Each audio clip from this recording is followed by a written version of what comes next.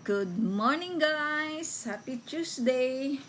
Magpi-flex tayo ngayon ng nabili natin sa Changi or Flea Market. Isa siyang cup and saucer. Ito siya guys, oh. Ayan. O diba? Syala-syala siya. Ganon. Pag walang ganap, mag me time, ganon. Kape-kape, cha-cha, ganon. Ano siya guys? Bali, 5 piraso siya na cup.